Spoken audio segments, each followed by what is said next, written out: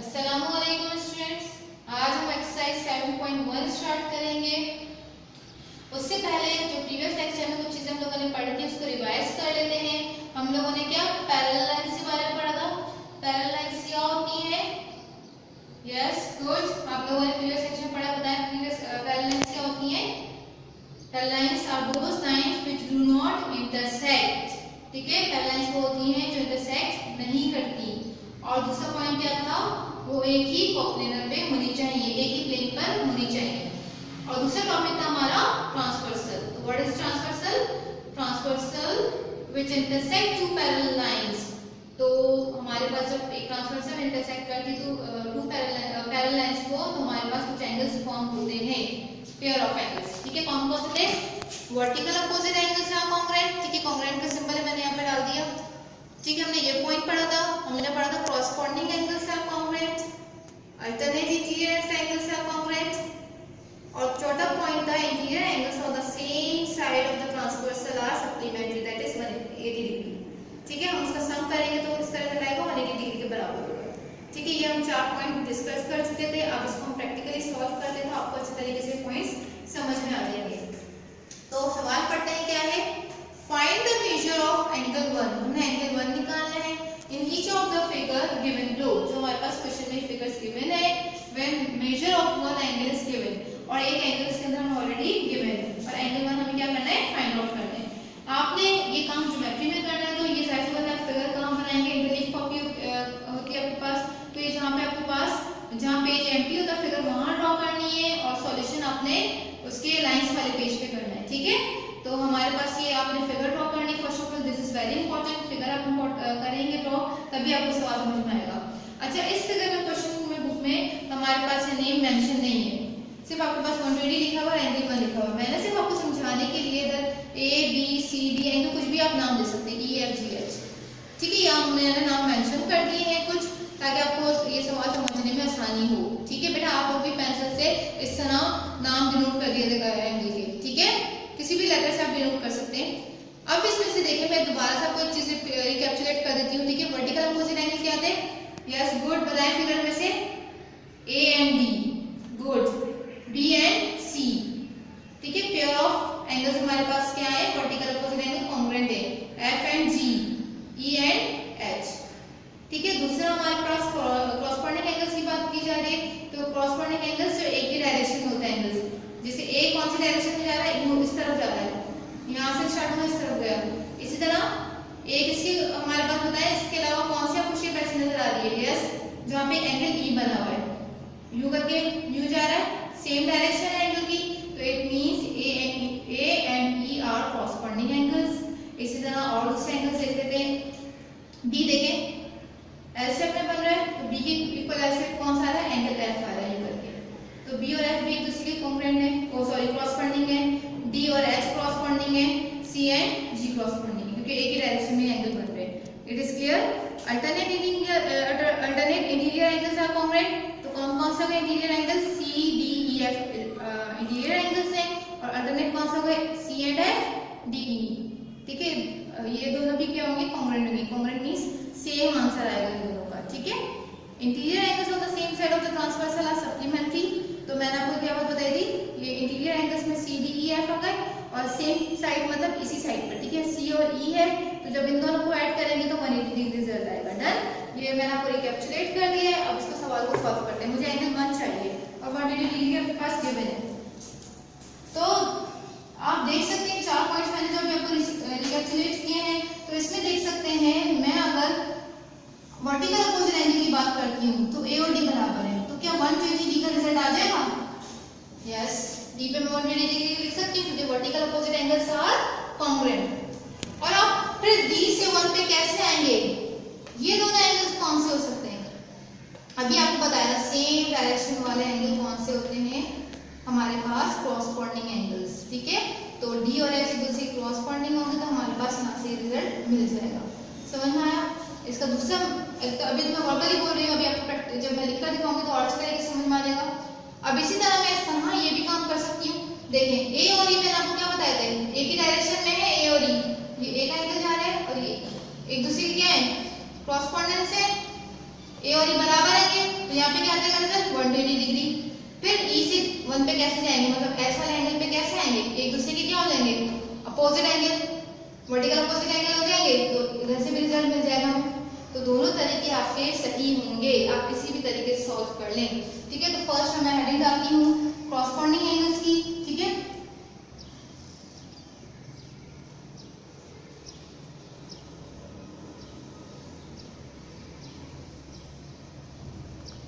corresponding angles are congruent.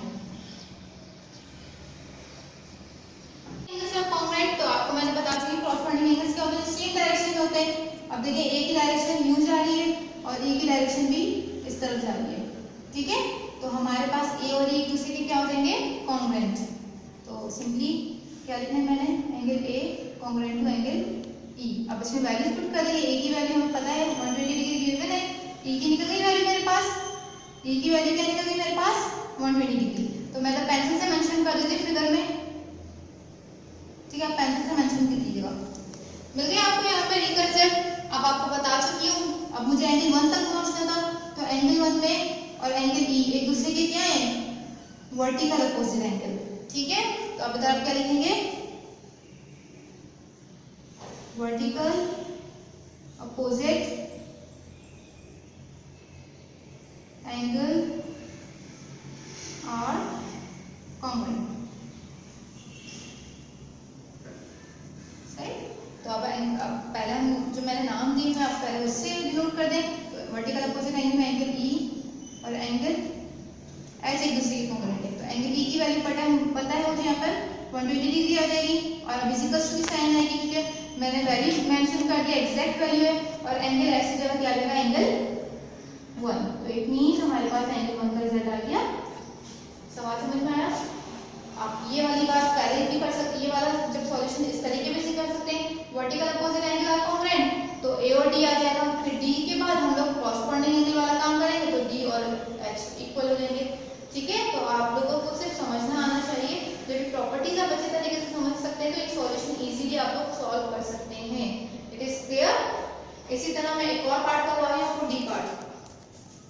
D part की figure आप देखिए बुक में इस तरह बनी हुई है, हमारे पास आप बुक में देख सकते हैं फिगर इस तरह बनी हुई है, ठीक है। इसमें दो पैरेलल लाइंस कौन सी है, एल एंड एम, और ट्रांसवर्सल वाली लाइन कौन सी है, एन है, जो इंटरसेक्ट कर रही है एल और एम को, ठीक है।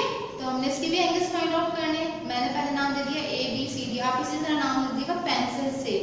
ज्योमेट्री की कॉपी में करने इसका काम आप लोगों को, तो आप लोगों ने इसको इंटरलीफ कॉपी होती है, तो आपने एम्प्टी पेज जहाँ होता है वहाँ पे ड्रॉ करने नीट एंड क्लीन, और सॉल्यूशन आपने लाइंस वाली साइड्स पे करना है, ठीक है। तो आपने A B C D pencil से नाम दे दीजिए, ई एफ जी एच नाम दे दिया आप लोगों ने। अब नाम देने के बाद मैंने क्या किया, जिस तरह फर्स्ट क्वेश्चन में फिगर बनी हुई थी उसको कन्वर्ट कर दिया उसमें, ताकि आपको इजीली ये चीज समझ में आ सके, ठीक है। क्योंकि मैंने प्रॉपर्टीज भी आपको इस फिगर के थ्रू करवाई थी, इसलिए मैंने और करके इसको इस तरह ड्रॉ कर दिया। डन। अब देखें, जब आप बुक में मेंशन कर देंगे इस फिगर में नाम, तो आप जब इसको चेंज करेंगे इजीली आपको समझ में आ जाएगा, ठीक है। कि हमारे पास यहाँ पे सीधा वहाँ पे 100 आ गया, और बाकी ए बी सी। बुक को आप इस तरह टर्न करके भी देख लीजिएगा, मैं अब इस तरह शो कर देती हूँ आप लोगों को बुक में।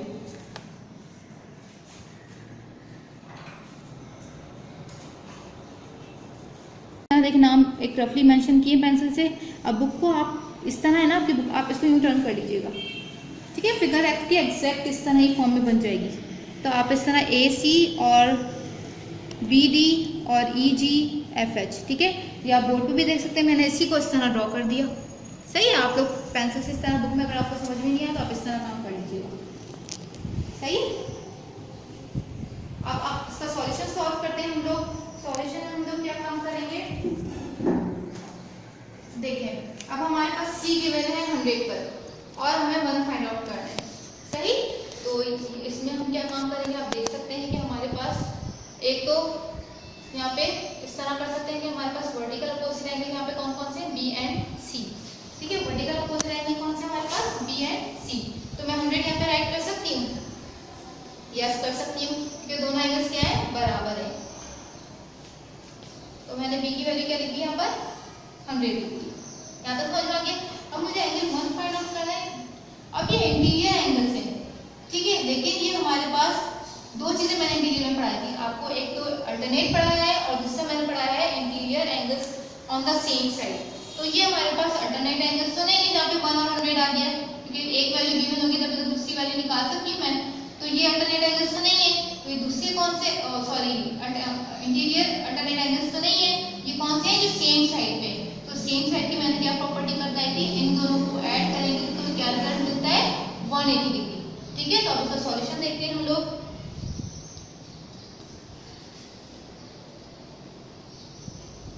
सॉल्यूशन में सबसे पहले आप क्या लिखेंगे, vertical opposite angles are congruent. Vertical opposite angles are congruent आपने लिख दिया। इसके बाद हमारे पास आपको पता है कि कौन कौन सा एंगल्स कॉन्ग्रुएंट होगा, एंगल सी और एंगल बी। सही, अब हमें पता है सी की वैल्यू क्या गिवन है 100 और बी की वैल्यू मिल गई इससे। ठीक है, ये तो इजीली समझ में आ गया, तो मैं इधर बी की जगह 100 कर देती हूँ। अब मैंने क्या फाइंड आउट करना है, एंगल 1 फाइंड आउट करना है। तो एंगल 1 मैंने आपको अभी दोबारा एक्सप्लेन कर चुकी हूँ कि बी और एंगल 1 ई की जगह पर है। ठीक है, एंगल बी और ई जो है वो हमारे पास क्या है, सेम साइड पर है। ठीक है, इंटीरियर एंगल्स हैं और सेम साइड पर है, तो इन दोनों का जो सम होगा वो किसके इक्वल होगा, 180 डिग्री के। तो आप लोगों को प्रॉपर्टी में पढ़ा चुकी हूँ जिसमें आप ये जुमला लिखेंगे। ठीक है, आप मार्जिन लाइन से स्टार्ट कर दीजिएगा, interior angles on the same side of transversal are supplementary।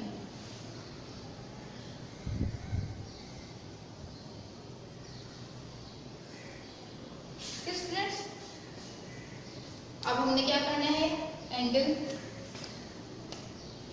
B plus angle E is equal to 180। ये कंडीशन आपने बता दी, क्योंकि interior angle on the same side of transversal are supplementary. तो ये बात की गई है कि हम जब इसको सेम ऐड करेंगे तो हमारे पास रिजल्ट क्या आएगा, 180 डिग्री का रिजल्ट आएगा।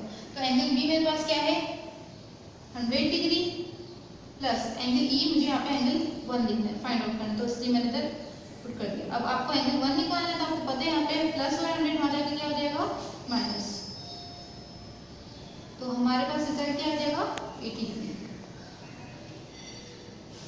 सही है स्टूडेंट्स, यहाँ पे रिजल्ट क्या आ गया 80 डिग्री। ये बात आपको समझ में आई। अब इसको देखिए मैं प्रूफ भी करके दिखा देती हूँ ताकि आपको समझ में आ जाए कि हमारा रिजल्ट जो है वो इक्वल है या नहीं। अब देखिए इस फिगर में आपको ये दोनों वर्टिकल अपोजिट एंगल क्या है 100 है, ऐसी है। ठीक है, अब मैं देखिए आपको प्रूफ करके किस तरीके से बता रही हूँ ताकि आपको फिगर और अच्छी तरीके से पॉइंट सारे सामने क्लियर हो जाए इस फिगर से ही। ठीक है, हमारा रिजल्ट यहाँ तक आ गया। ठीक है, यहाँ तक आपका आंसर है। ठीक है, हम लोगों ने फाइंड कर लिया। आप इधर देखें, अगर मेरा एंगल गलत आता है तो मुझे किस तरीके से पता चलेगा कि मेरा आंसर ठीक है या नहीं। तो मैं एंगल सारे मेंशन कर देती हूँ अकॉर्डिंग टू प्रॉपर्टी। ये वर्टिकल अपोजिट एंगल से बराबर हो गए, और ई और एच क्या है, वर्टिकल अपोजिट एंगल बराबर हो गए यहाँ तक। अब हम आ जाते हैं क्रॉसपोंडिंग एंगल्स की तरफ। सी और जी क्या है, एक दूसरे के क्रॉसपोंडिंग, 100 हो जाएगा। इसी तरह ई और ए क्या है, एक दूसरे के क्रॉसपोंडिंग, तो ये भी डिग्री हो जाएगा, मतलब क्रॉसपोंडिंग एंगल्स कॉन्ग्रुएंट होते हैं। तो सी और जी बराबर हो जाएंगे, ए और ई बराबर हो जाएंगे। यहाँ तक बात समझ में आ गई। जी और एफ भी हमारे पास क्या है, अपोजिट वर्टिकल अपोजिट एंगल है, और ए और डी क्या है, एक दूसरे के वर्टिकल अपोजिट एंगल। तो देखिए प्रॉपर्टीज अप्लाई करते हुए इट मींस मेरा रिजल्ट सही है। अगर मिस्टेक आएगी तो आप लोगों को खुद ही आइडिया लगेगा बराबर आ रहा है तो ऊपर से रिजल्ट कैसे इक्वल नहीं आ रहा। ठीक है, तो ये प्रॉपर्टीज अप्लाई करते वक्त ये चीज का भी ख्याल रखिएगा कि हमारे आंसर सही आने चाहिए। ठीक है, तो ये आसान है, इसके 2 पार्ट्स आपके होमवर्क होंगे, वो मैं आपको होमवर्क देती हूँ। तो अपना होमवर्क देखो, होमवर्क है क्वेश्चन नंबर 1 का B and C part of exercise 7.1। इसी तरह प्रॉपर्टीज को समझ के काम कीजिएगा। ठीक है, प्रॉपर्टीज इंपॉर्टेंट है। ठीक है, आपको अच्छी तरीके से समझ में आनी चाहिए। तो जब ये प्रॉपर्टीज समझ में आ जाएंगी तो आप लोगों को क्वेश्चन भी इजीली सॉल्व हो जाएंगे। ठीक है, आज का लेक्चर आई होप आपको समझ में आ गया होगा। वो हमारा